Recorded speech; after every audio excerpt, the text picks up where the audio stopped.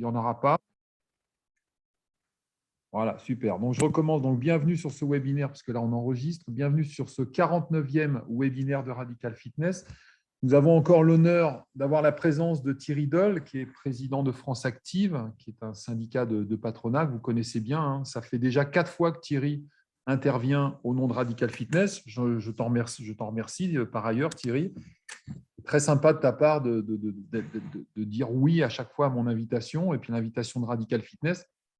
Donc, Thierry va se présenter très rapidement. Donc, aujourd'hui, il va aborder surtout 3 points rapidement. L'état des lieux de la situation de l'industrie du fitness.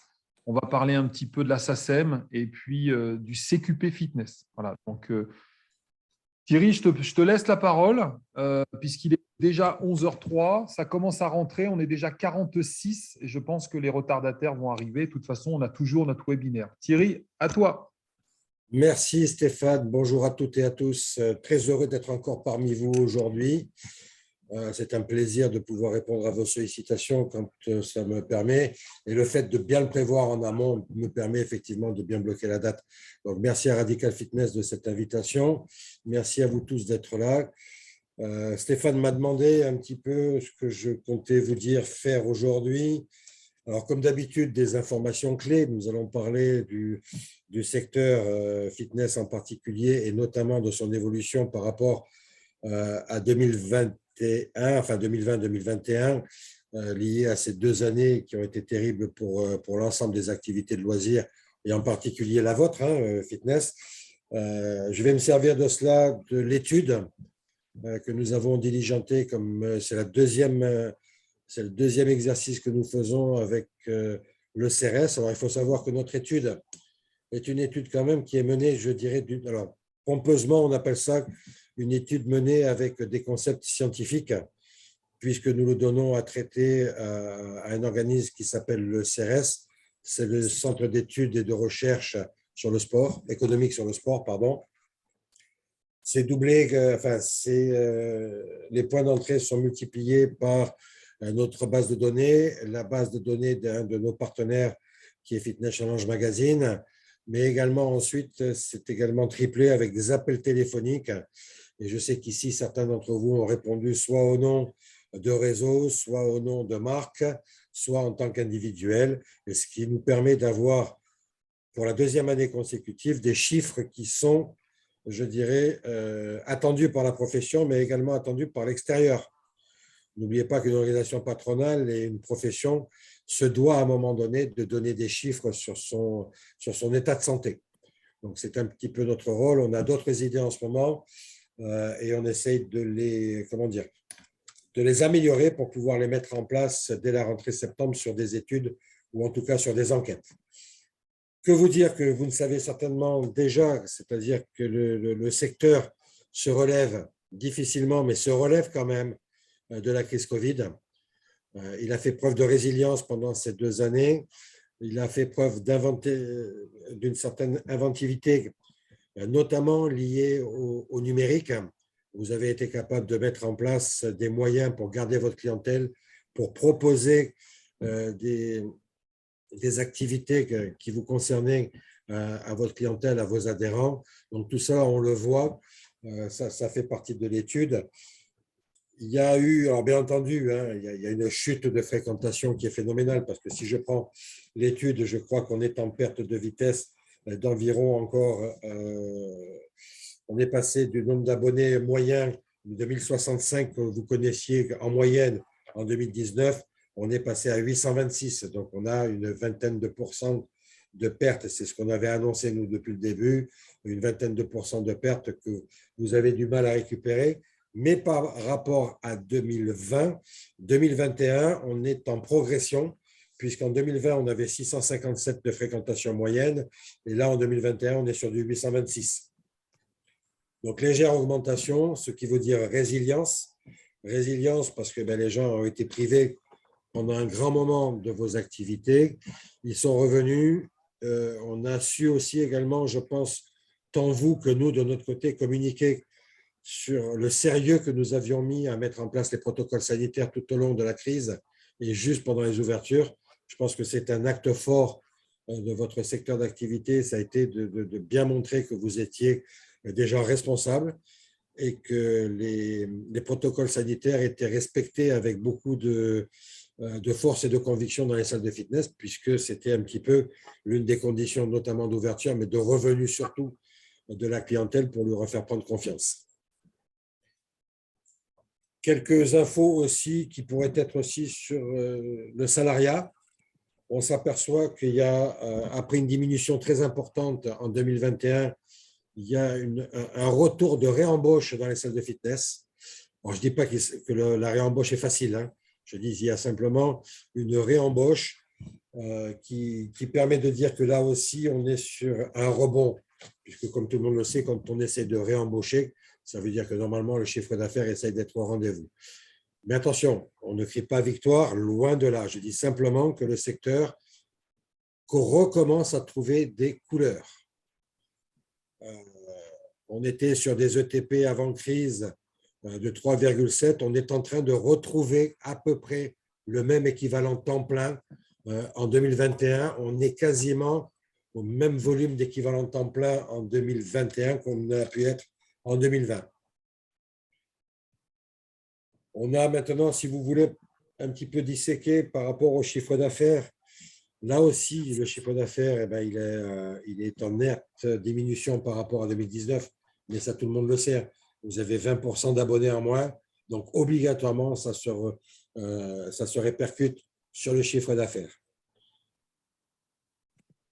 Le chiffre d'affaires est en progression là aussi également. Donc, je vous dis, pour nous aujourd'hui, le message qu'on voudrait passer, et attention, on prend deux sortes de messages. Le message en interne de nous en disant la situation n'est pas facile, elle peut être compliquée, il va y avoir de la chute, comme nous l'avions prévu et on continue à le dire, il y a de la chute, il y a malheureusement des cessations d'activité, il y a malheureusement des dépôts de bilan, mais néanmoins, il faut avoir le message, je dirais, positif de dire le secteur a fait résilience.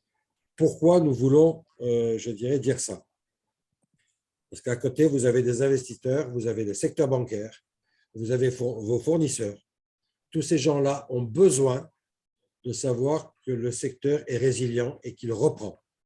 Parce que le plus mauvais message, ça serait de dire continuellement, nous sommes en dessous de l'eau, nous perdons du chiffre d'affaires, nous perdons de la clientèle, on va mourir.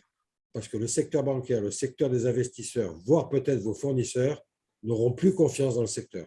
Donc, il faut avoir un message, je dirais, positif, et c'est ce qu'on s'astreint à faire depuis quelque temps, en disant que tout n'est pas simple, mais le secteur est résilient. Le secteur est en train de remonter la pente, doucement, difficilement. Les ouvertures liées au Covid ne nous ont pas aidés non plus, parce que reprendre l'année dernière en plein mois de juin, ce n'était pas la meilleure affaire qu'il fallait vous faire. Malheureusement, ça a été comme ça. Septembre, rappelez-vous, on est aussi sur le variant Omicron qui a fait excessivement peur à tout le monde parce que là aussi, il me revient aussi de faire toujours des retours en arrière. On a l'impression que tout est loin derrière nous, mais finalement, ça ne fait que 8-9 mois derrière. Et en décembre, on a eu octobre, novembre, décembre, voire janvier aussi, on a eu cette vague d'Omicron qui a fait énormément de mal aussi dans la tête des gens, beaucoup plus contagieux, moins dangereux, mais néanmoins dans la tête des gens. Donc là, aujourd'hui, on s'aperçoit que c'est un petit peu derrière nous. Et malheureusement, comme j'ai pu le souligner lors de notre soirée avec nos partenaires, à peine fini un sujet qu'on entame dès le 24 février, on entame une guerre au centre même de l'Europe, avec toutes les incertitudes qu'il y a sur l'économie en général, sur vos fournitures d'approvisionnement, que peuvent être notamment l'électricité, entre autres, hein, mais il n'y a pas que ça. Donc voilà, tout ça, ça fait qu'aujourd'hui, on est sur une pente remontante, mais difficile. Il faut sortir le braquet, il faut se battre. Et beaucoup d'entre vous essayent de mettre en place des innovations. Le Covid vous a aidé, nous a aidé à innover. Donc, on peut parler du numérique, mais j'y reviendrai plus tard si vous voulez. Mais on peut parler surtout de la mixité entre l'outdoor et le indoor. On peut parler de certaines initiatives dans certains endroits pour créer un petit peu des événements liés autour du fitness, etc. Donc, on voit bien que le secteur a envie de rebouger. Et le secteur, pour ça, il est pas mal. Alors, après, moi, j'ai plein de chiffres, mais vous accédez des chiffres si vous ne posez pas de questions. Comme d'habitude, vous le savez avec moi, j'aime bien que ça soit interactif avec la salle. Donc, voilà un petit peu, je dirais aujourd'hui, les gros points de notre étude, c'est-à-dire remontée difficile, certes, mais remontée. Le secteur reprend du poil de la bête. Les clients commencent à revenir en salle. Alors là, effectivement, on est au mois de juin et c'est surtout nos collègues des activités de pleine nature qui vont prendre le relais des clients qui quittent les grandes villes pour venir sur des vacances estivales. Donc, n'oubliez pas de pratiquer des activités plein air pendant vos vacances, messieurs, dames. On vous accueillera avec grand plaisir. Et nous espérons tous qu'en tout cas, en septembre, ça va repartir. Et pour l'instant, les indicateurs, je dirais, sont au vert pour dire qu'en septembre, ça va repartir. Stéphane, si tu veux peut-être commencer le bal des questions. Alors, est-ce que parmi vous déjà… ah non, pardon, excusez-moi. Donc là, moi, j'ai une question aussi. Donc, comme sur le point 2, c'était sur le sujet de la SACEM, Thierry. Est-ce que tu as des informations sur le sujet de la SACEM, tout simplement, sur les mouvements, les derniers mouvements? Merci de me poser, juste quand je dis que le secteur repart, ce genre de questions sur la SACEM, qui est un moment de crispation pour beaucoup d'entre nous. Alors, très rapidement, mais il faut quand même que je le fasse, l'historique. Vous me permettrez quand même un historique. 2016-2017, je suis informé que la SACEM est en train de vouloir revoir toutes ses conditions générales de tarification, notamment dans les salles de sport.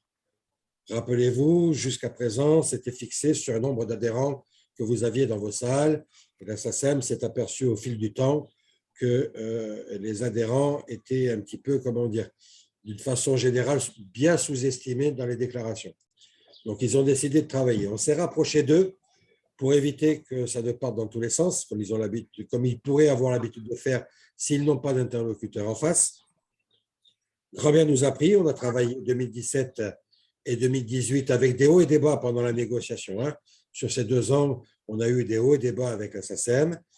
Fin 2018, on quitte d'ailleurs la table des négociations, on la reprend en 2019 et on finit par se mettre d'accord fin 2018, début 2019 sur des RJAT qui vont prendre effet au 1er janvier 2020.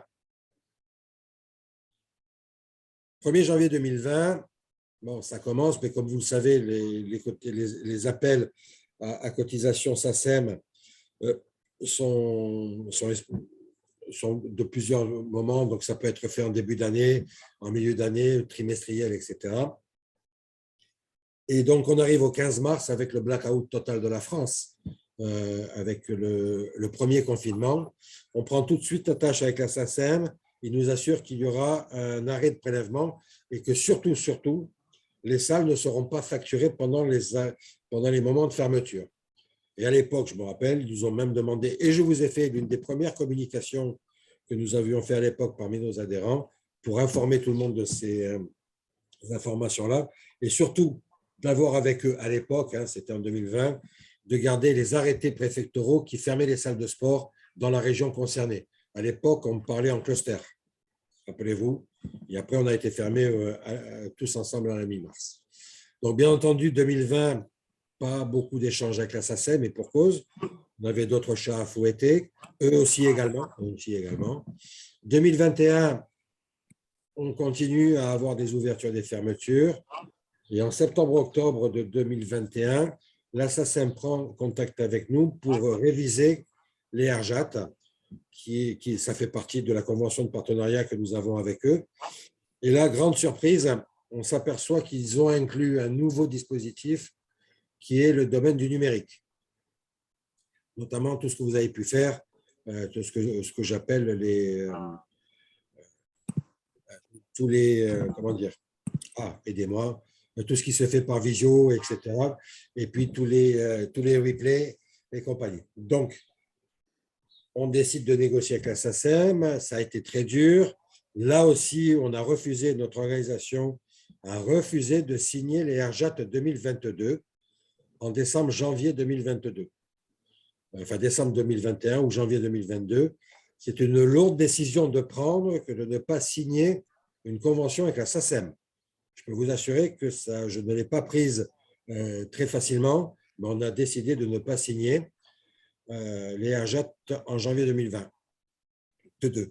Ce qui fait qu'ils nous ont par la suite, alors que d'autres les avaient déjà signés, il faut le préciser aussi. De fait, fin janvier, ils reprennent contact avec nous. On arrive à trouver des accords, notamment pour sortir la partie numérique des RJAT 2022. Donc, toute la partie numérique aujourd'hui est à l'extérieur des conventionnements qui sont faits avec la SACEM. Et on négocie surtout des montées en puissance. Et pas plus tard que c'était donc mercredi dernier, ce mercredi-là, avant-hier, j'étais en réunion avec Jean-Michel Bedel qui m'accompagne sur ce dossier-là et avec Gilles Moulet, je ne sais pas s'ils sont dans la salle, mais s'ils sont dans la salle, ils se reconnaîtront. Nous étions en réunion à la SACEM à Neuilly et là aussi, on a pu renégocier le fait que la montée en puissance sur 5 ans va se faire dès cette année-là et non pas sur 2020, comme beaucoup de régions ont pu commencer à le faire. Donc, si vous avez des soucis, je vous rappelle que nous avons mis en place une adresse Internet qui est guichet-sacem@active-fnapl.fr pour vous permettre de pouvoir, je dirais, passer le cap en fonction du taux d'augmentation que vous avez dans la salle. Ça va vous permettre de pouvoir, je dirais, sur 3 à 5 ans, de pouvoir accuser cette augmentation sur un laps de temps qui nous a semblé être acceptable, donc de 3 à 5 ans. 2 systèmes de facturation. La première, c'est au mètre carré. Donc, vous avez un prix au mètre carré qui vous sera facturé par la SACEM, si bien entendu, les locaux sont sonorisés. Si les locaux ne sont pas sonorisés, de fait, il n'y a pas de sonorisation, donc de fait, il n'y a pas de SACEM applicable sur le mètre carré. Et la deuxième partie de la facturation se fait sur le nombre de cours par tranche de 12 heures à l'année. Le point d'information qu'ils ont, c'est 2 choses. La première, votre déclaration. Donc, c'est du déclaratif. Le deuxième, c'est sur les sites Internet et sur les plannings d'Internet. Donc, le conseil que je pourrais vous donner par rapport à ça, faites attention quand même que vos informations données sur les sites Internet correspondent aux déclarations que vous faites sur le papier à la SACEM. Parce que si vous déclarez, je dis n'importe quoi, 70 heures de cours collectifs dans la semaine et que vous en déclarez que 12, ils vont vite faire à un moment donné une recherche et là, vous pouvez avoir ensuite des soucis et d'être obligé de passer par une commission paritaire que nous avons également pu mettre en place avec la SACEM. Donc, voilà un petit peu les 2 côtés, sachant que si vous faites en même temps la sonorisation de vos locaux en règle générale, mais qu'en même temps, vous faites la sonorisation de salles de cours, vous avez un abattement non pas de 15% pour ce qu'on appelle les surfaces non sonorisées, mais à ce moment-là, l'abattement passe à 25%. On est en train de travailler sur une autre possibilité dont il est trop tôt aujourd'hui de déflorer un petit peu le sujet parce que c'est en état de balbutiement avec la SACEM. Donc, pour l'instant, on reste sur… Vous avez des salles de cours sonorisées, par exemple des salles de cours collectifs. Vous déclarez des cours collectifs sonorisés. Vous pourrez défalquer 25% et non pas 15% de la superficie totale de votre salle. Sachant que là aussi, c'est du déclaratif, mais qu'en cas de contrôle, ils seront à même de pouvoir vous demander le bail pour voir la superficie que vous avez. Donc, voilà un petit peu pour la SACEM, sachant que là aussi, on a pu négocier au-delà des montées en charge. On peut également négocier avec la SACEM des paiements mensuels, des paiements trimestriels de vos facturations. Donc, n'hésitez pas déjà à demander à vos correspondants régionaux des aménagements de paiement liés à la montée en charge. Et ça, c'est dans notre conventionnement avec eux. Et la deuxième chose, n'hésitez pas aussi à négocier avec vos correspondants régionaux territoriaux de la SACEM. Et si vous avez des soucis, n'hésitez pas à nous contacter. Ça fait partie du deal que nous avons avec la SACEM, c'est qu'en cas de problématique, nous leur faisons part des sujets et à ce moment-là, eux interviennent directement dans la région.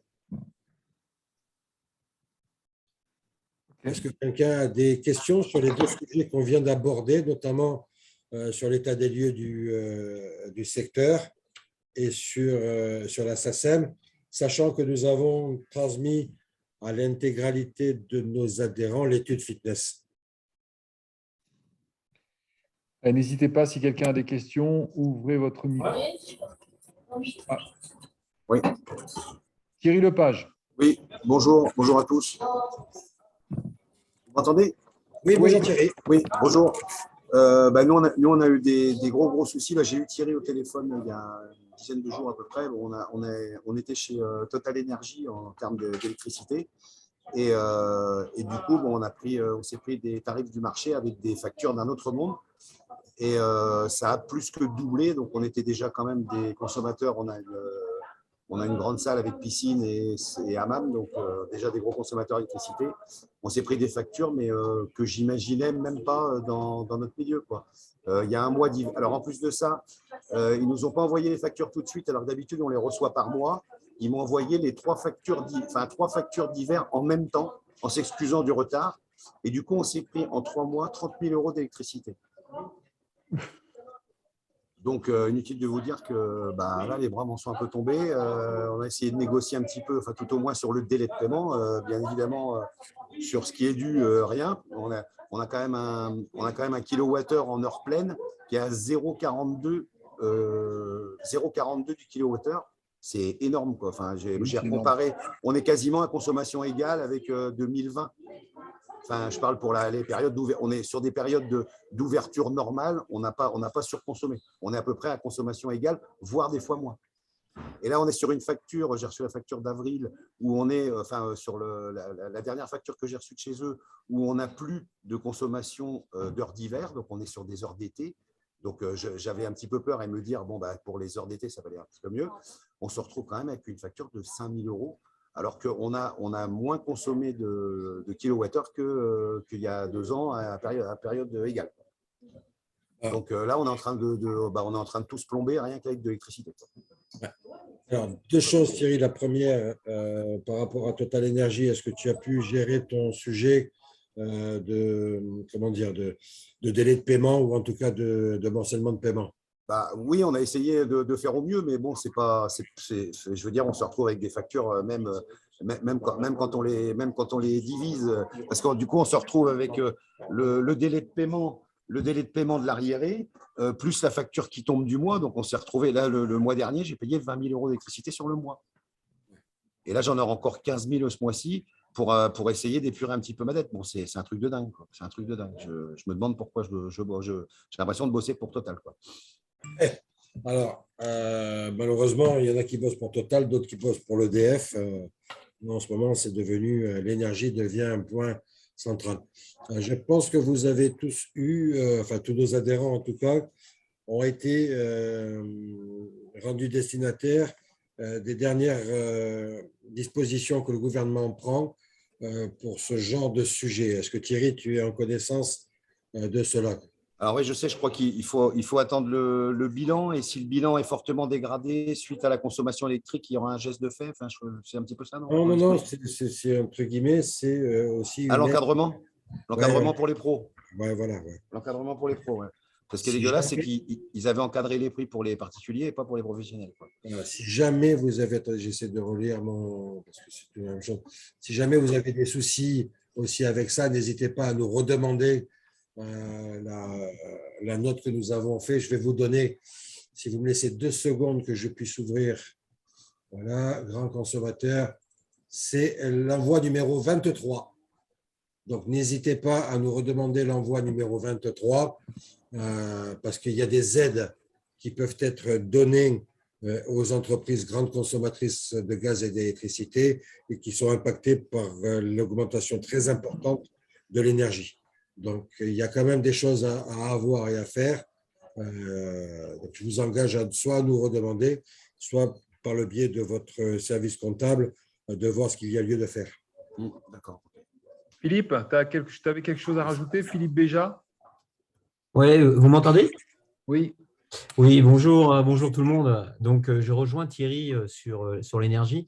Nous, on a 2 piscines, donc on maintient les températures aussi, et on a fait 250% d'augmentation en termes d'énergie, c'est-à-dire qu'on se retrouve avec des factures, on est sur les mêmes sommes que Thierry, hein, c'est-à-dire que sur des consommations identiques par rapport aux années précédentes, on fait les factures font du x2, x3.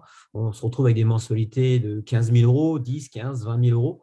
Et c'est vrai que ça devient un problème. Je sais que le formulaire va être en ligne vers la mi-juin pour les gros consommateurs professionnels. Je me suis renseigné auprès de mon comptable par rapport à ça. Maintenant, restent les conditions, c'est-à-dire est-ce que la prise en charge va être aussi importante que les factures que l'on reçoit, surtout que maintenant, les organismes tels que Total Energy, voire d'autres fournisseurs, ils nous mettent carrément c'est le couteau sous la gorge en disant maintenant c'est vas-y, hein, tu payes sinon je te coupe, hein, parce que eux ils se rendent bien compte que nos factures augmentent et ils se doutent bien qu'on va se retrouver en difficulté pour les régler et on va se retrouver avec certainement, j'espère pas, des centres qui ne pourront plus payer leurs factures d'énergie et ils n'auront plus de lumière et plus de chauffage. Donc ouais, je confirme qu'on a une hausse conséquente en termes d'énergie. Alors, surtout les centres qui ont des piscines, puisque moi j'en ai 2, hein, même les autres centres de fitness. Bien évidemment, il faut maintenir la température au niveau des centres, mais nous, on a quand même la DESU, on a les températures de l'eau, on est obligé de baisser d'1 ou 2 degrés température de l'eau, et systématiquement, on rentre en conflit avec nos clients. Et je ne parle pas de ceux qui ont des saunas ou des jacuzzis, ou de mettre des minuteries, de réduire. Moi, j'envisage même de fermer mon espace détente, mon espace sauna, mon espace parce que c'est un énorme consommateur en termes d'énergie, et de revoir mon installation électrique avec des éclairages par palier quand il y a une personne qui se présente, que c'est tel secteur du bâtiment qui sera allumé, tel secteur, parce que ça va devenir complètement fou, quoi. Ça, voilà, je voulais juste intervenir là-dessus. Je te remercie de ton témoignage, Philippe. Alors, concernant les aides, ça peut aller de 30% jusqu'à 80% maximum. Donc, il faut regarder par rapport à l'augmentation du coût d'électricité par rapport à l'année 2021. Il faut que vous ayez tout ça en tête. Et après, comme le dit Philippe, le formulaire ne devrait pas tarder à arriver sur impôt.gouv. Moi, je vous engage quand même à faire, bon, je vois qu'il y en a certains qui l'ont fait, mais pour ceux qui ne l'ont pas fait, à faire véritablement une analyse de vos factures énergétiques, de façon à pouvoir voir si vous êtes dans ce domaine-là ou pas. Je rajouterai après, pour ceux qui peuvent avoir, et je le dis sous toute réserve, d'aller à bien, je pense, que si certains d'entre vous ont des difficultés avec le fournisseur Total Energy, n'hésitez pas à nous en faire part. C'est un de nos partenaires. On peut essayer d'arrondir les angles. Okay. Salut Preston. Dis Philippe. Philippe, tu avais encore une question? Non, je veux juste interpréter ce que disait Thierry par rapport à la température du fitness, du marché du fitness au niveau national et la réaction de nos principaux partenaires. Alors, quand je dis partenaires, ce sont nos fournisseurs, ce sont aussi les banques. Ouais. Et moi, j'ai été énormément sollicité par mon service bancaire parce que j'ai 1 million d'euros d'investissement dans mon centre. Et j'ai eu la mauvaise surprise de m'apercevoir qu'auprès des banques et auprès de plusieurs banques, puisque j'en ai plusieurs, on était un petit peu blacklisté, c'est-à-dire que dès qu'on parle fitness avec notre fameux code d'APE, j'espère que ce n'est pas pour tout le monde, mais moi j'avais des découvertes autorisées, ils ont tous sauté. Et donc on est obligé de faire face à ça. Et puis, les banques, entre guillemets, on devient des brigands quand on rentre dans une banque. C'est le chien Preston. Voilà. Et donc, ils partent du principe qu'on est on est un petit peu comme des brigands puisqu'on est vraiment blacklisté. Ça me fait penser un petit peu, il y a fut un temps, c'était les restaurateurs, restauration rapide, tous ceux qui faisaient un petit peu de restauration rapide. Les banques ne voulaient pas en entendre parler. Et malheureusement, je pense que notre secteur fitness, on rentre vraiment dans ce cas-là et que même si on a tendance à leur dire ça reprend, eux, ils nous disent bah ouais, mais on va peut-être attendre aussi octobre, novembre, décembre, voir si vos secteurs fitness vont être pris, on va dire, encore d'assaut par un pass vaccinal ou un pass sanitaire. Et ça, c'était ma question, Thierry. Est-ce qu'on a cette crainte? Est-ce qu'on a cette épée Damoclès au-dessus de notre tête pour octobre, novembre? Ah, je vais te dire que je vais t'avouer mon ignorance totale sur le sujet. Néanmoins, je ne pense pas aujourd'hui que ça soit dans les cartons du gouvernement pour vos activités, pour nos activités ou pour d'autres. Je pense qu'aujourd'hui, comment dire, la pandémie est en train de s'éteindre tranquillement. Enfin, en tout cas, il faut le souhaiter. C'est vrai qu'on commence à nous parler d'un autre truc. On verra si ça aboutit ou pas. Mais a priori, je te répondrai, je veux être positif, a priori, je te répondrai non. Pour l'instant, non, pas à ma connaissance du tout. Et je reviens sur le secteur bancaire. Alors oui, nous en sommes conscients, Philippe, et nous sommes en train d'initier des actions. Jean-Luc, tu veux intervenir? Je vois qu'il y a un micro qui s'ouvre. Allô, allô. Il y avait Preston aussi qui a recoupé son micro qu'il avait ouvert avec son chien qui aboyait. Pas d'autres questions pour Thierry sur des deux premiers. Ah, une question. Alors, une question sur le chat. Question concernant l'insonorisation pour la SACEM. Comment pouvons-nous justifier de l'insonorisation? La non-sonorisation. Oui, voilà, exactement, de la non-sonorisation. Dans un premier temps, je dirais que c'est du déclaratif. Hein. Si vous ne sonorisez pas vos vestiaires, vos couloirs, je dirais une grande partie de votre salle, c'est du déclaratif. Après, comme je le dis, hein, c'est toujours la même chose. Aujourd'hui, la SACEM nous a bien informé, ce n'est pas un secret de le délivrer ici, qu'ils n'ont pas les moyens humains aujourd'hui de contrôler tout le monde. Néanmoins, ce qu'ils peuvent très bien faire, c'est de l'échantillonnage des contrôles. Donc voilà, au départ, c'est du déclaratif. Et si jamais vous êtes vraiment, je dirais, en capacité, ben, vous appelez votre correspondant territorial à venir visiter votre salle pour qu'il s'assure de tout cela. N'hésitez pas, je pense qu'il faut les mettre à contribution. Les gens de la SACEM dans les régions et dans les territoires, il faut les mettre à contribution. Il ne faut pas hésiter à les contacter, à les faire venir. Tu as, en allant voir la SACEM comme ça, est-ce qu'ils t'ont fait sous-entendre qu'ils allaient mettre un paquet d'inspecteurs et contrôler en masse, ou est-ce qu'ils sont en effectif réduit? Ils sont en effectif réduit. Il y a eu un dégraissage comme dans beaucoup d'entreprises liées au Covid. Ils sont en effectif réduit. Néanmoins, j'attire votre attention aujourd'hui que si avant, c'était entre guillemets la prise de la voiture et aller faire les porte-à-porte les salles, et donc là, le mot pouvait très bien se passer de l'un à l'autre. Aujourd'hui, c'est sur vos sites Internet. Ouais. C'est sur vos réseaux sociaux. Et là, c'est beaucoup plus facile de faire des contrôles, en tout cas d'avoir une première approche et un premier filtre au travers des sites Internet et des réseaux sociaux pour ensuite déclencher le contrôle physique. Oui, c'est-à-dire qu'ils vont plutôt garder des gens dans leur bureau, ils vont prendre des spécialistes du digital, des spécialistes des Facebook, et puis voilà, ils vont faire comme beaucoup de sociétés font, ils vont scruter. C'est ça. Pas besoin de voitures, de commerciaux sur les routes, et puis ils vont plomber les clubs. Donc, d'un côté, on a énormément besoin de communiquer sur les réseaux sociaux parce que c'est un vecteur de communication qui est prépondérant, et d'un autre côté, on va se faire contrôler sur le digital. Tout à fait. Est-ce que quelqu'un… Preston, je vois que tu auras réouvert ton micro. As-tu une question? Non? J'entends pas très bien, là, de toute façon. Ah, est-ce que tu nous entends bien, Preston? Oui, ça y est, oui. Là, oui. Super. Tu as une question pour Thierry? Non, je n'ai pas de questions particulières pour le moment. Là, je viens juste de prendre la réunion en cours. Là. D'accord, ok, parce que comme on voyait ton micro ouvert, bon, bah, ok, ça marche. Thierry, on passe au troisième sujet, Si tu le veux, oui. et puis après, des questions diverses. Hein. UP Fitness. Ah, bon, Attendez, moi j'avais une petite question. Alexandre. J'ai levé Alexandre, j'ai levé la main, mais on ne l'a pas vu, forcément. Autant pour moi. Pas de souci. En fait, moi, je voudrais juste rebondir un petit peu sur tout ce qui a été dit.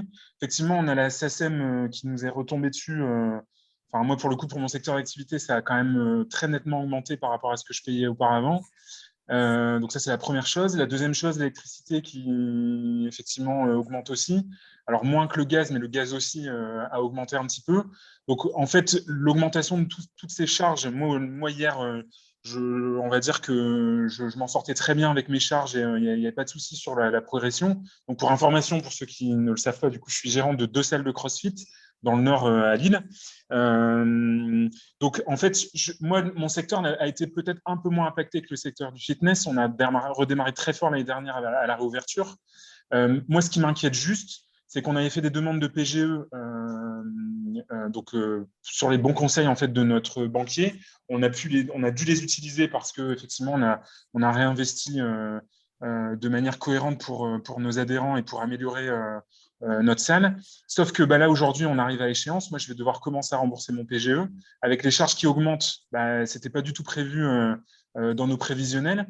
Est-ce que les instances, est-ce que le gouvernement est au courant de tout ça? Est-ce qu'ils ont conscience que ça risque de continuer à se tendre et que même malgré le fait qu'on est effectivement, on arrive à s'en sortir un petit peu avec notre nombre d'adhérents qui revient, progressivement et que la reprise soit effectivement effective à partir du mois de septembre, est-ce qu'ils ont conscience que toutes ces augmentations de charges, à un moment donné, moi je veux bien l'impacter effectivement sur nos adhérents, mais tout augmente, on le dit aujourd'hui, tout augmente, et je crains qu'à un moment donné, tout le monde se dise, mais stop, en fait, c'est plus possible. Demain, on va être obligé d'augmenter aussi nos employés parce que finalement, le salaire qu'on leur proposait avant, il est plus cohérent avec toutes les augmentations qu'on a. Voilà, c'est en gros, j'ai de grosses inquiétudes sur tout ça et notamment sur le PGE.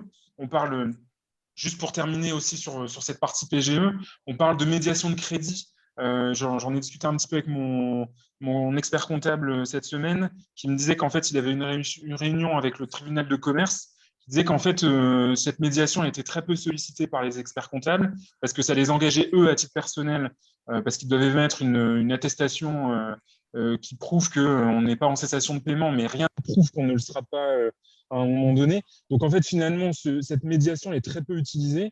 Voilà, en gros, on a très peu de solutions qui s'offrent à nous. Et est-ce que le gouvernement a conscience de tout ça? Est-ce que, il y a des choses qui vont être envisagées dans un avenir très proche? Parce que beaucoup disent qu'en fait, ils vont laisser passer l'été avant de faire quoi que ce soit. Et moi, ça m'inquiète un peu, en fait. Voilà. Je ne sais pas si ça a été très… Tu as été très clair et je vais essayer de répondre aussi clairement que tes questions, Alex. La corrélation entre l'augmentation des charges actuelles, notamment sur la partie, je dirais, énergétique, mais il y a d'autres augmentations, les matières premières, etc., qui augmentent de partout, en corrélation avec le PGE. On a fait remonter l'info, il n'y a pas si longtemps que ça, mais on a fait remonter l'info vers l'exécutif. Donc, on va voir. Vous savez aujourd'hui que le PGE, comme tu viens de le dire, Alex, doit être mis en remboursement là en ce moment. Et effectivement, là où tu as raison, et on s'est battu sur le sujet, mais malheureusement, on n'a pas obtenu gain de cause, que ce soit le secteur que nous représentons, voire même en interprofessionnel avec la CPME. C'est que quand on passe à la médiation de crédit, et tu le notes fort justement, Alex, vous êtes obligé de renégocier l'ensemble de vos crédits pour les étaler parce que vous voulez étaler le PGE, non plus sur 4, 5, mais sur 10 ans. Et à ce moment-là, vous faites l'objet d'une fiche Banque de France, effectivement. Et c'est ça qui rebute énormément tant les comptables que les entreprises, c'est que du moment que vous rentrez sur une médiation sur le PGE, vous êtes considéré comme entreprise à risque et que vous êtes décoté Banque de France.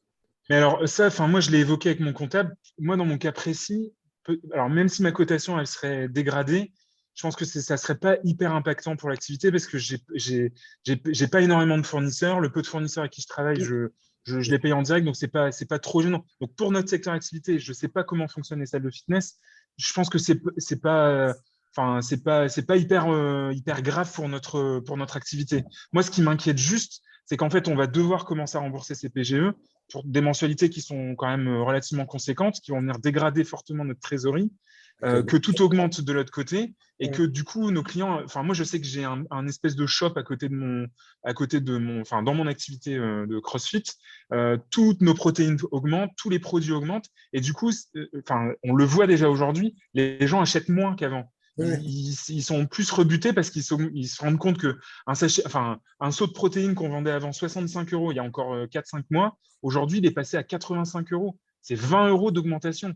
Je veux dire, les gens prennent conscience qu'en fait, tout augmente et même si on réimpacte tout ça, malheureusement, on n'a pas de vente derrière. Et donc, voilà, moi, je vends moins de choses. Du coup, ma trésorerie s'écrase un petit peu, s'effondre. Et donc, avec le PGE qui va devoir commencer à être remboursé le mois prochain, j'ai des grosses inquiétudes sur mes niveaux de trésorerie et surtout sur sur la fin finalement de ces aides qu'on crie haut et fort, hein, Thierry. Je le sais, ça fait des mois qu'on en parle et voilà, là, on est dans le vif du sujet. Moi, autour de moi, j'ai des salles de fitness, des petits studios qui ont fermé parce que ils en avaient ras la gueule et qu'ils n'en pouvaient plus. Moi, mon inquiétude, c'est que dans 6 mois, ce soit le même cas pour moi, alors que tout allait bien en fait. Je t'entends, je te dis, on a fait partir je dirais une mini-étude, enfin, un petit dossier, en faisant la corrélation justement avec l'augmentation des charges importantes que l'on subit là, depuis le début de l'année, notamment liées à la crise en Ukraine, mais pas que, mais également le pouvoir d'achat de tout le monde qui diminue par rapport à l'inflation galopante. Donc, on a effectivement relevé ce sujet-là pour voir s'il était possible, à un moment donné, notamment sur le PGE, de trouver des moyens pour moins impacter les remboursements mensuels. Donc, pour l'instant, je ne peux pas t'en dire plus, je n'en sais pas plus. Et tu l'as soulevé d'une façon assez indirecte, Alex. On est en pleine négociation de branche aujourd'hui sur l'augmentation salariale pour rattraper l'inflation. Donc, sachez que nous avons des réunions qui seront certainement conclusives la semaine prochaine. J'en ai une la semaine prochaine qui devrait être conclusive au cas où elle sera doublée d'une autre dans les jours qui suivront. On parle aujourd'hui d'une augmentation de l'ensemble, de l'ensemble de la grille, c'est-à-dire du salaire minimum conventionnel, de 2,65% au 1er juillet. Mais tu vois, c'est encore nous qui sommes impactés. On va devoir, bien évidemment, le réimpacter sur nos clients, mais est-ce que ça va vraiment venir combler? En fait, ça va venir combler ce qu'on vit depuis quelques mois. Du coup, nous, on va devoir le réimpacter, mais je veux dire, c'est le serpent qui se mord la queue, quoi. Sur le serpent qui se mord la queue, oui, je suis d'accord. Néanmoins, vous le savez tous, le SMIC a été réévalué au 1er mai. Donc, de fait, les organisations syndicales de salariés nous demandent une négociation salariale pour rattraper l'inflation. Parce que le groupe 1 et le groupe 2 sont quasiment maintenant, le groupe 1 est inférieur au SMIC, donc conventionnellement, ce n'est pas faisable. On est quasiment proche du groupe 2. Et ensuite, le sujet qu'on a par rapport à ça, c'est le tassement de la grille. Donc, tous ces éléments, on est obligé de les prendre en compte pour aller sur une augmentation de branche qui est négociée en ce moment, mais qui est négociée dans toutes les branches. Vous avez vu aussi que le ministère du Travail et le ministère de l'Économie demandent aux branches et aux organisations patronales de faire des efforts sur la revalorisation des salaires. Ouais. Je voulais, et pendant le confinement, on avait évoqué le fait éventuellement de demander une baisse de la TVA. C'est toujours pas possible. Alors ça, je vais te dire, ça fait partie ça fait partie pour moi des sujets de très longue haleine, Alex. Et vous pensez bien aujourd'hui, quand vous entendez parler de la dette de l'État, très honnêtement, je ne vois pas aujourd'hui comment que l'exécutif pourrait envisager une baisse de TVA dans notre secteur d'activité. Mais ça fait partie des demandes récurrentes, hein. Je ne dis pas qu'on l'a mise à la poubelle, loin de là, mais on a d'autres pistes de travail sur une fiscalité concernant les salles de fitness. Stéphane, Oui. si je peux me permettre, je vais Oui. rebondir sur ce que disait Alexandre concernant le PGE, puisque je suis à peu près dans le même cas qu'Alexandre, où j'ai engagé des démarches pour reporter la mensualité du PGE ou autre.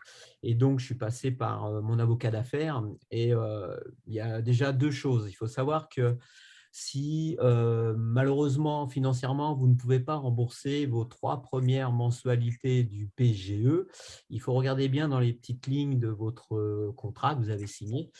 Il faut absolument les rembourser, ces 3 premières mensualités. Sinon, ce n'est plus un prêt garanti par l'État à hauteur de 90%. Vous devenez directement caution solidaire sur l'intégralité de cette somme, tout du moins jusqu'à 50%. Donc ça, c'est important pour ceux qui ne le savent pas.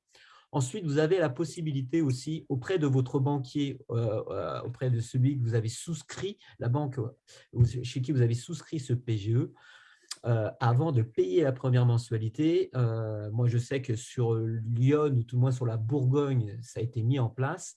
La BPI a fait des démarches pour reporter encore de nouveau ces mensualités, c'est-à-dire de pouvoir gagner peut-être 12 à 18 mois avant de payer cette première mensualité. Bien évidemment, il y a des contreparties, c'est-à-dire que la note du dirigeant se retrouve dégradée. Après, ce sont des choix à faire. Mais vous avez aussi cette possibilité-là, hein, donc il faut vous renseigner auprès de la BPI de votre région. Il y a la possibilité de décaler encore ces premières mensualités parce qu'ils ont conscience des difficultés que l'on a dans d'autres secteurs d'activité. Ils ont quand même conscience. Hein. Moi, c'est ce que je tenais à vous dire comme information. Je suis d'accord avec toi, Philippe, bien entendu. Hein, je ne peux que confirmer tout ce que tu viens de dire. Néanmoins, et on a déjà beaucoup communiqué sur le sujet par rapport à ça, néanmoins, quand vous négociez ce report de mensualité de PGE, c'est tout l'ensemble de vos crédits qui sont renégociés également, et vous rentrez en phase de conciliation avec, comment dire, il n'y a pas que la note dégradée, c'est que vous rentrez véritablement, vous êtes en rouge à la Banque de France. En gros, c'est ça. Alors, je suis d'accord avec toi, Philippe, c'est peut-être à un moment donné quelque chose par laquelle il faut passer. Mais chacun doit regarder ça véritablement au cas par cas. Alors, dans le cas de Philippe, je ne doute pas un seul instant que son comptable soit excellent d'après ce que je sais de lui. Néanmoins, je vous engage aussi, pour ceux qui ont des comptables avec lesquels peut-être le courant ne passe pas, faites-vous accompagner par un administrateur judiciaire. On l'a dit et on l'a redit, on a fait des webinaires là-dessus, on vous a écrit là-dessus. L'administrateur judiciaire a une clause de confidentialité totale et complète et vous ne serez pas mis à la vindicte populaire dans votre région. Donc, n'hésitez pas à faire appel à un administrateur judiciaire qui est totalement différent de l'approche du dossier que d'un comptable. Donc, n'hésitez pas à aller le voir. Enfin, c'est aussi le conseil que je peux donner par rapport à ça. Je rejoins Thierry. Alors, moi, j'ai un avocat d'affaires hein, et il y a aussi, avant d'être vraiment sérieusement en grosse difficulté, avant d'aller en RJ au tribunal du commerce, vous avez des plans de sauvegarde qui peuvent être mis en place. Voilà, les plans de sauvegarde, c'est aussi très intéressant parce que vous n'êtes pas en redressement judiciaire, c'est-à-dire que vous n'êtes pas forcément montré du doigt, c'est juste un administrateur qui regarde l'état où vous en êtes et puis qui essaye de négocier directement avec les principaux fournisseurs pour qui vous avez des dettes. Alors, Philippe a raison, mais ça, on a fait passer là aussi également, alors ça, on l'a fait passer, je crois, en 2020, octobre ou novembre 2020, on a fait passer un document pour vous expliciter les différentes phases que vous pouvez avoir avec le tribunal de commerce, pour vous expliciter le rôle de l'administrateur judiciaire. On l'avait également fait faire par nos avocats qui sont dans le droit des affaires et le droit des sociétés. Donc là aussi, pour nos adhérents, n'hésitez pas à nous le redemander. On se fera un plaisir de vous l'envoyer. Ce n'est pas un manque, il ne faut pas avoir honte de demander ce document parce que vous allez vous apercevoir que les 2 premières possibilités sont totalement transparentes pour l'ensemble du public et l'ensemble de vos fournisseurs. Et au contraire, quand vous rentrez dans ce genre de dispositif, le tribunal de commerce est beaucoup plus enclin à vous écouter et à vous soutenir que si vous arrivez au dernier moment pour faire une liquidation judiciaire. C'est aussi un conseil de vous dire anticiper les choses. Alors, il ne faut pas noircir le tableau, il faut simplement le préparer et on se dire, bon, où est-ce que j'en suis? Et peut-être, à un moment donné, de dépenser, peut-être, je sais qu'en ce moment, les dépenses sont difficiles à faire, mais de vous adjoindre les services, soit d'un avocat d'affaires, comme dans le cas de Philippe, mais tout le monde n'a pas cette possibilité, soit d'un administrateur judiciaire. Faites-le pour savoir où vous en êtes. Si vous pensez qu'il y a un souci, c'est que forcément, il y en a un.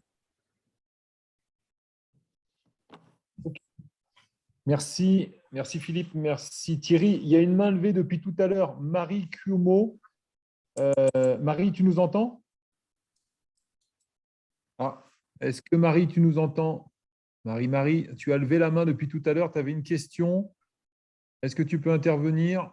Sinon, on va passer sur le troisième sujet.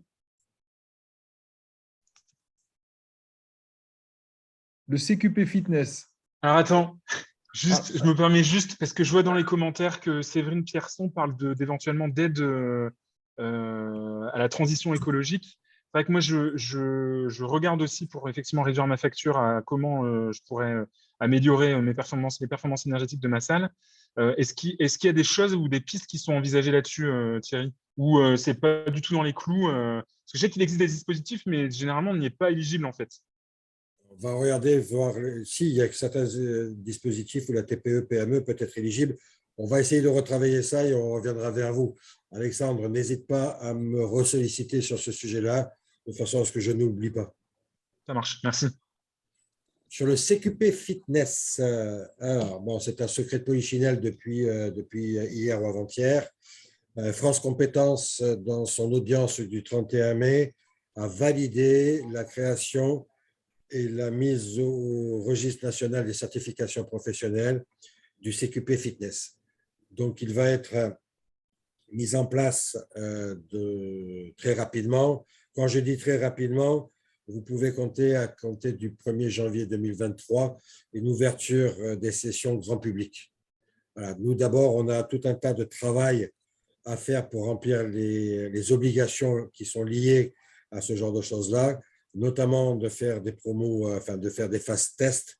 Ces phases de test auront lieu sur le dernier trimestre de l'année et ensuite on ouvre à tout le monde. Je sais qu'on a déjà prévu une réunion d'information qui sera à destination des organismes de formation adhérents à notre organisation très prochainement. Je crois que ce sera courant juin. On s'en occupe courant juin. Il y aura une réunion d'information pour tous les OF. Donc, le CQP Fitness sera bientôt et enfin disponible sur le marché.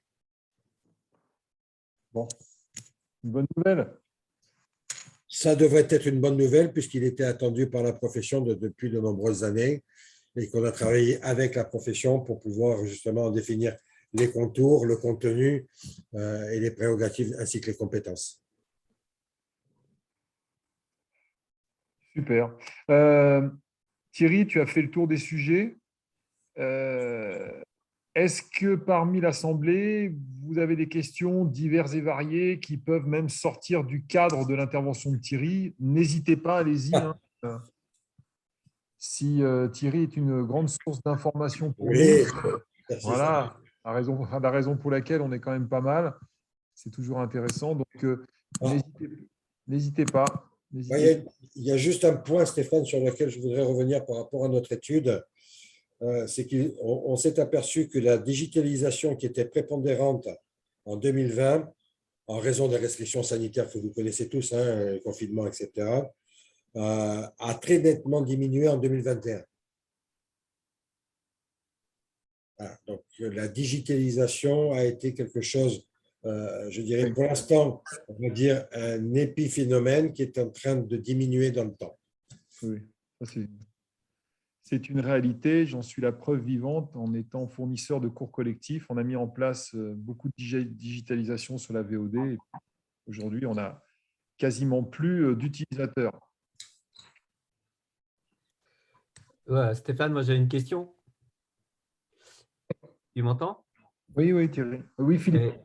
Donc, alors moi j'ai écouté depuis le début de la conférence un petit peu tout ce qui s'est dit sur le marché du fitness. Thierry, je ne remets pas du tout en cause les chiffres que vous avez ou vous détenez, puisque ça a été suite à un sondage que vous nous avez fait parvenir. Maintenant, moi, je suis un peu surpris. Je suis dans une ville où on est 30 000 habitants, on a 7 salles de fitness. Et les échos que j'ai par rapport à soit l'administration ou soit des amis en commun avec pas mes confrères, avec mes confrères de ma ville dans le secteur du fitness, ben, je m'aperçois que c'est extrêmement difficile pour tout le monde, voire même très, très dur. C'est-à-dire que j'ai des amis qui sont dans le secteur depuis 20 ans, qui me disent qu'ils n'ont jamais connu une crise comme celle-ci. C'est un peu pour faire part de la question de Séverine qui aimerait connaître vraiment la tendance euh, en, est- en toute transparence et honnête de ce secteur d'activité parce que ça, sans forcément nous rassurer, mais nous dire mais est-ce que c'est nous qui sommes nuls ou est-ce que c'est vraiment le secteur au niveau national qui qui est vraiment dans une mauvaise passe. On a tendance dans le fitness par rapport à ses concurrents, à ses confrères, à cacher un peu la situation, dire ah non, moi tout va bien, non, moi j'ai des clients. Je me dis à un moment donné, il va peut-être falloir être honnête, on est tous des confrères, et dire bah, est-ce que vraiment le secteur d'activité est en très grosse difficulté ou pas, ou est-ce on va vers un avenir noir, quoi. Est-ce qu'on va connaître la plus grosse crise qu'on ait jamais connue? Et je me demande même si le secteur du fitness ne sera pas fait que de grosses franchises et que les indépendants vont mourir, quoi.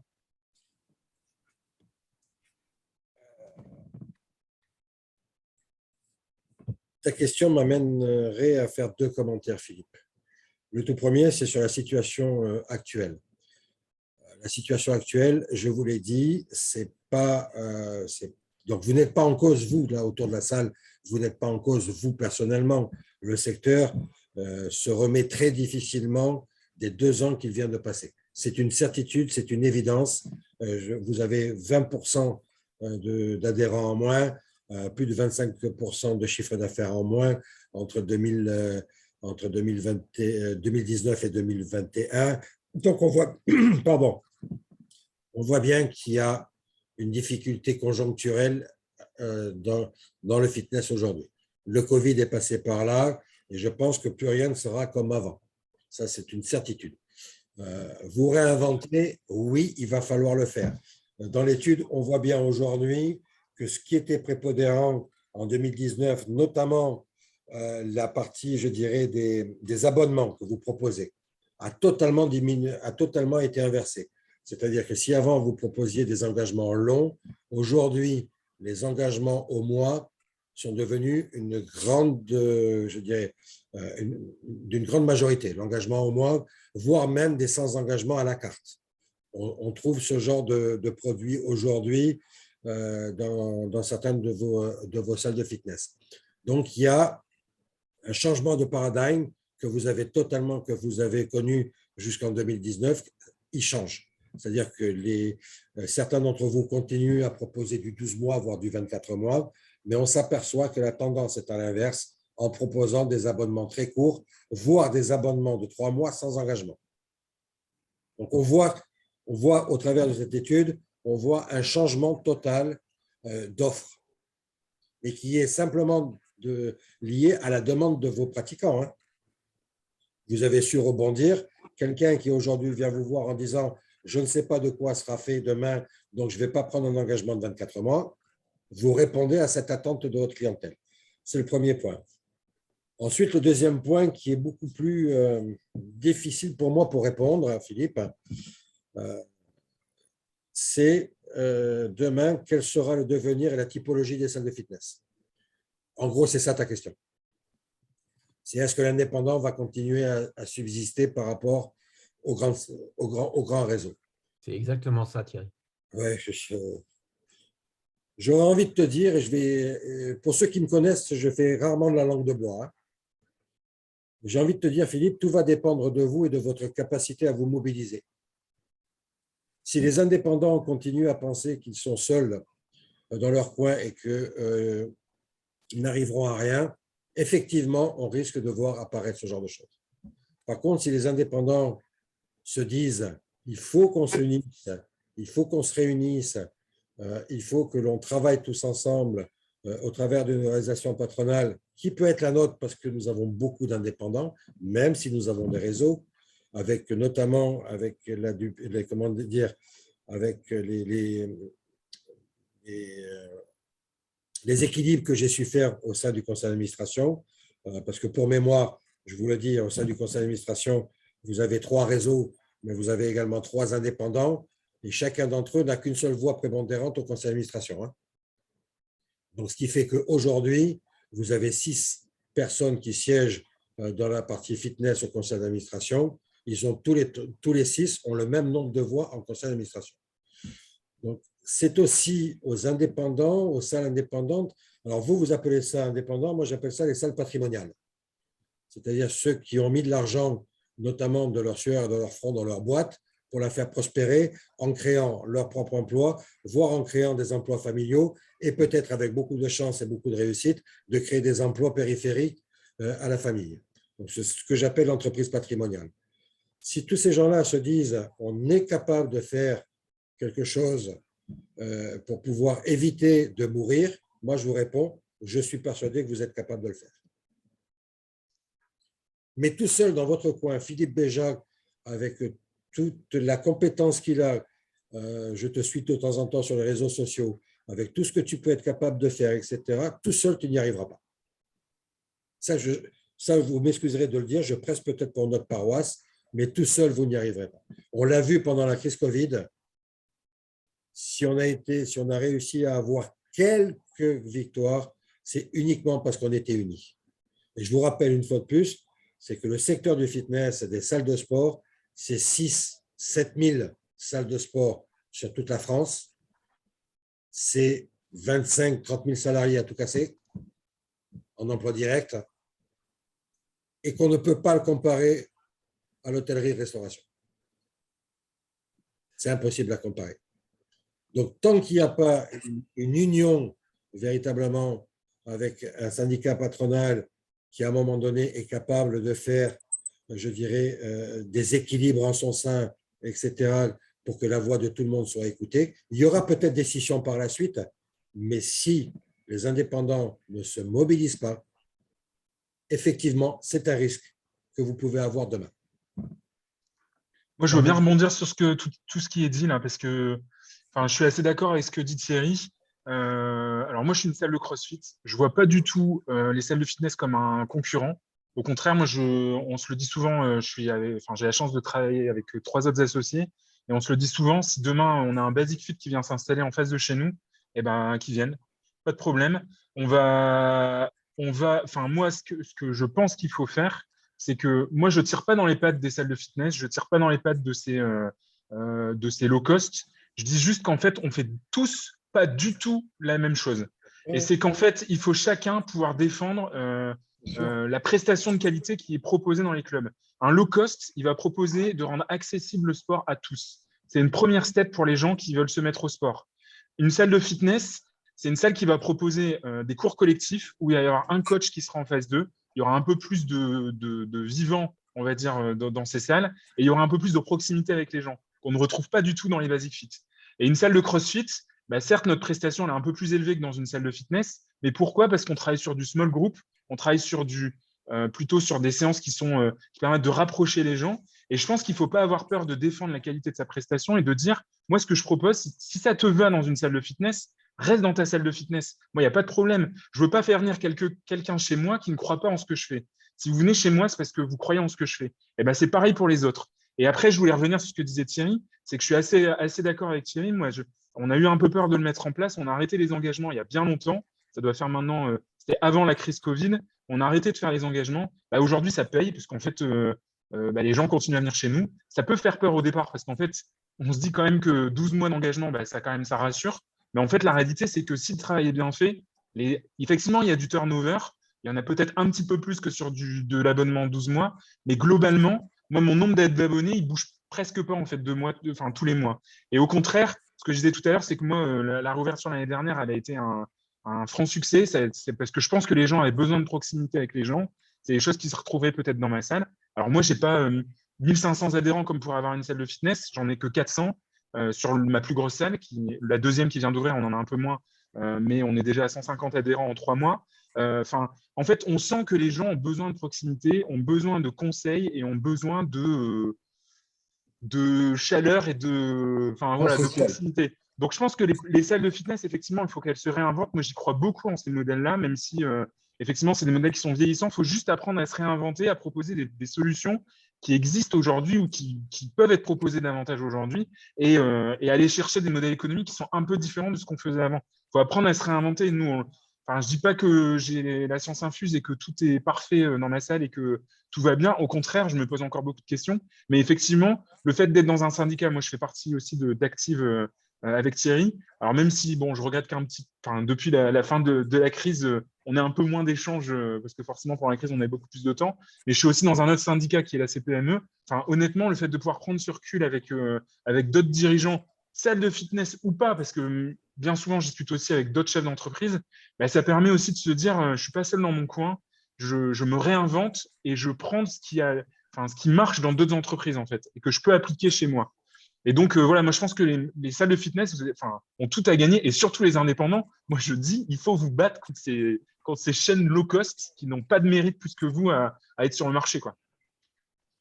Je suis tout à fait d'accord avec toi, Alexandre. Je rebondis ce que tu viens de dire. C'est-à-dire que moi, dans ma ville, je n'ai pas de concurrents, j'ai que des confrères. Moi, je suis allé les voir, je discute avec eux, on va boire des cafés, on discute du marché pour notre ville parce que c'est important pour nous aussi d'avoir la tendance au niveau de la consommation fitness dans notre ville. Donc, on discute entre nous. Moi, je connais leurs offres bien avant, puisqu'ils me disent, tiens, je vais faire telle offre, telle offre. J'ai dit, bah, vas-y, c'est bon, tu as raison. Ou, bah non, je ne ferai pas ça.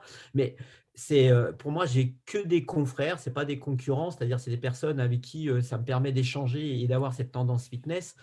Mais il est vrai que même si on cherche à se différencier, à apporter de la qualité, à être différent des uns des autres par la qualité de nos prestations, moi, c'est plus la tendance de consommation nationale qui m'inquiète et qui me perturbe. C'est-à-dire, c'est le français en lui-même, comment il consomme le sport, comment on lui présente cette façon de s'entraîner. Le digital a pris la main pour moi énormément. Et puis, le manque de motivation complète. C'est-à-dire que les 2 ans d'arrêt ont fait mal à beaucoup de personnes.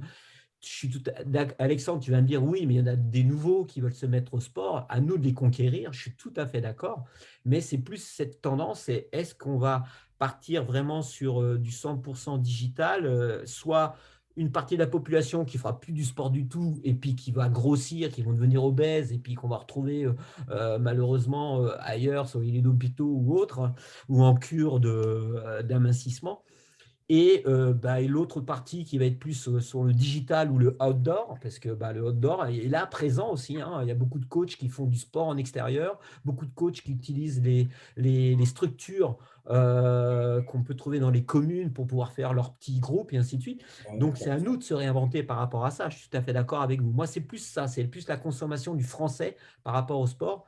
Et j'avais peut-être une autre question. J'ai peut-être aussi raté des épisodes, Thierry, le sport santé. Le sport santé, j'ai une cliente qui m'en a parlé, qui m'a dit, mais pourquoi votre activité n'est pas remboursée par la Sécu? Pourquoi votre activité n'est pas prise en charge par la mutuelle? Moi, j'ai qu'un centre aquatique. Et voilà, je me dis, ouais, elle a raison, mais pourquoi le gouvernement ne nous met pas tous en sport santé avec des critères mais bien précis? Et quand est-ce que ça se met en place? Alors, en sport santé, d'abord 3 chiffres, mais après je te parle du sport santé rapidement. Abonnés 2019 en extrapolation dans l'ensemble des salles de fitness en France, 6,5 millions, on vous avait donné l'infographie en début 2020. Abonnés 2021 2020 dans une salle de sport, 4 millions. Le Covid est passé par là, on a perdu 2,5 millions. Abonnés dans une salle de sport en 2021, 5 millions. On a regagné 1 million par rapport à 2020, mais on est toujours en baisse de 1,5 million par rapport à 2019. Donc voilà, quand on a ces chiffres-là, vous avez à peu près la photographie générale du secteur. Voilà. Après, sur le sport santé, Alors, le sport santé, il faut savoir que ce n'est pas un concept, c'est une politique qui est donnée par l'exécutif. Parce que le sport santé par lui-même, alors attention à ce que je vais vous dire, le sport santé, quand je dis qu'il n'existe pas, il n'existe pas en tant que concept. Il existe en termes de général de politique menée par le gouvernement pour mettre les Français au sport et notamment d'en remettre 3 millions de plus au sport. Après, dans le sport santé, nous avons mis en place un groupe de travail qui cherche encore son nom, mais qui tourne autour de cette appellation et de cette dynamique de sport santé ou de prévention par le sport. Moi, j'aime bien le terme de prévention par le sport, prévention santé par le sport.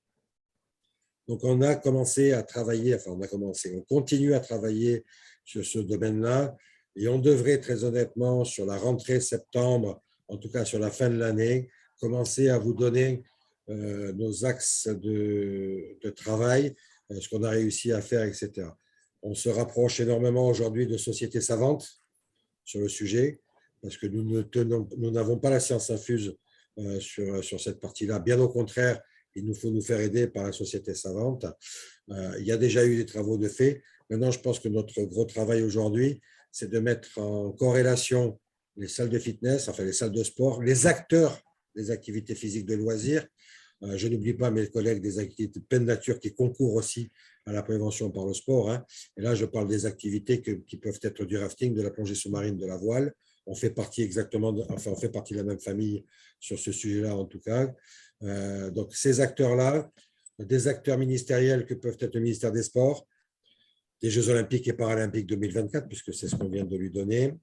On se rapproche également du ministère de la Santé, qui est un acteur incontournable pour pouvoir travailler avec ça. Mais on se rapproche aussi des acteurs de la prévoyance et des mutuelles. Aujourd'hui, le sport santé, comme tu l'as défini, comme ta cliente te l'a défini, Philippe, il n'y a que le sport sur ordonnance qui est pris en considération, qui est pris en compte, mais on travaille sur d'autres possibilités.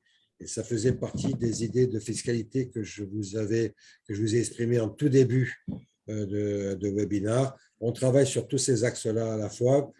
Le groupe de travail qui est composé de 5-6 personnes, dont certains peut-être sont là, je ne sais pas, je n'ai pas vu tous les noms, qui sont là. Sébastien Hureau, que certains connaissent à Bordeaux, Anne Leroy à Paris, Jean-Michel Bedel dans l'Oise, Gaël Boyer du côté de Clermont-Ferrand, Pascal Malène du côté du Rhône-Alpes et puis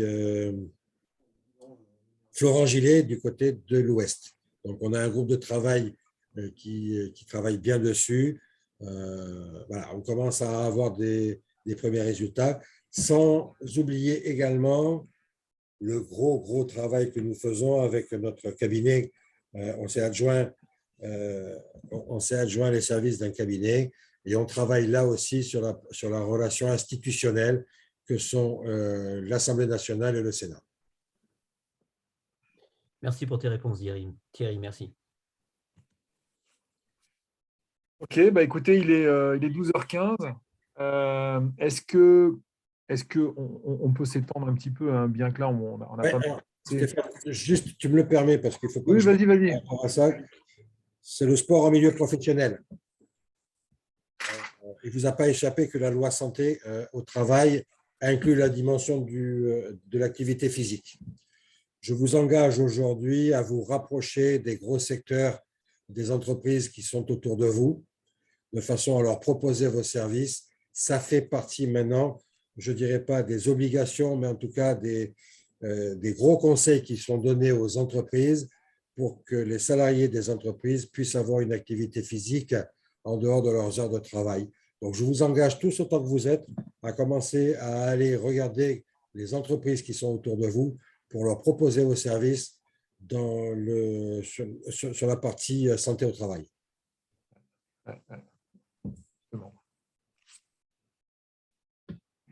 Super. Bon, bah, on a fait le tour, je pense. Est-ce que quelqu'un aurait une toute dernière question avant de clôturer ce webinaire? Stéphane Boineau, je t'ai pas dit bonjour. Est-ce que toi, par ta grande expérience et puis ton réseau déclic, et tu pourrais nous remonter une ou deux informations.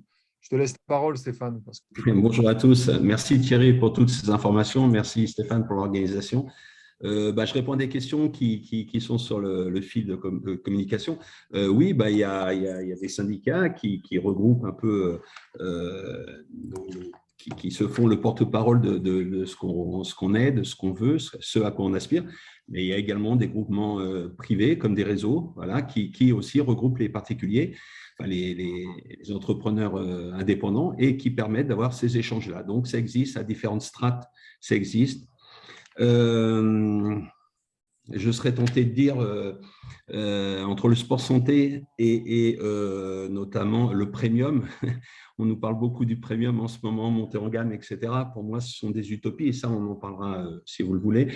Mais je pense que ce qui peut nous sauver, c'est pas comme j'ai écrit un article qui va sortir bientôt sur un magazine, c'est pas en repeignant à l'intérieur de notre club, en mettant des polos à nos adhérents, enfin à nos coachs, qu'on va changer de gamme.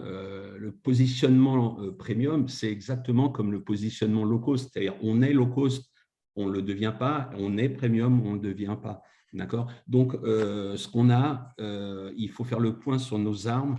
Nos armes actuellement, c'est la prise en charge, vous l'avez dit, Philippe l'a dit, c'est l'accompagnement, c'est l'intégration client, c'est ces attentions, toutes ces petits… c'est pas le fait de connaître… Stéphane, tu as coupé ton micro. Stéphane, voilà. Excusez-moi. C'est pas le fait de connaître ses adhérents par cœur, ça c'est de la mémoire, mais c'est toutes ces attentions. Ce qui fait la différence avec un club, je n'appelle pas ça low cost, qu'aujourd'hui ils sont plus low cost par rapport à nous, on est exactement au même prix, les prestations sont topissimes en termes d'équipement, de design, c'est surtout la prise en charge client. C'est là-dessus qu'il faut qu'on se batte. Se réinventer, pour moi, se réinventer, c'est sur le facteur humain, c'est là-dessus. On n'a plus les capacités financières pour changer de gamme, déménager de club, refaire un design, faire venir des designers, des décorateurs, et se dire, voilà, j'ai inventé un nouveau concept. Ça va être compliqué. Il faut faire avec ce qu'on a à l'heure actuelle. Et je vois des gens autour de cette salle, notamment Laurent qui est avec moi, Samuel, qui mettent cet accent, Laurent d'Odyssée, Samuel des Océades, qui mettent l'accent sur la prise en charge client. On se réinventer, c'est ça, c'est faire les choses mieux. Et qu'est-ce qu'on peut faire de mieux? On n'a pas forcément la structure plus grande, on n'a pas la plus grande plage horaire, on ne fait pas du full-time 24/24, on n'est pas ouvert 365 jours par an, on n'a peut-être pas la dernière gamme de machines.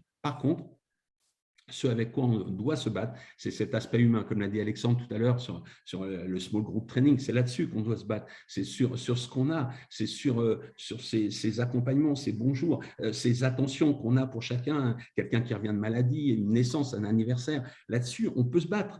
Et là, on fait la différence parce que je vous rappelle que tous les restaurants tous les midis sont pleins.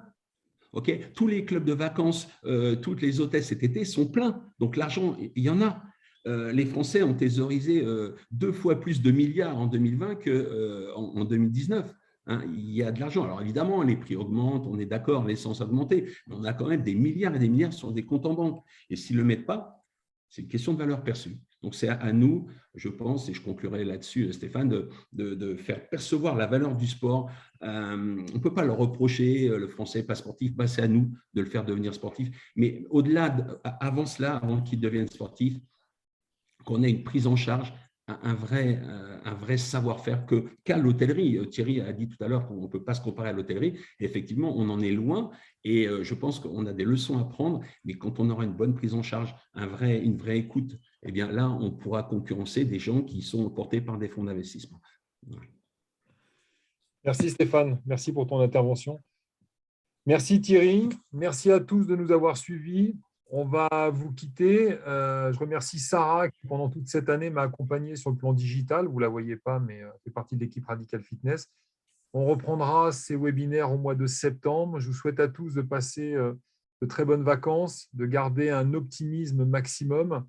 Et puis, n'hésitez pas à vous rapprocher de Thierry et de son syndicat, de Stéphane Boineau si vous avez envie d'intégrer son réseau. Voilà. Et puis, restons soudés. Merci encore à toi Thierry pour ton intervention. Je vous souhaite un très bon week-end et je vous dis à très bientôt. Merci à vous tous, bon week-end.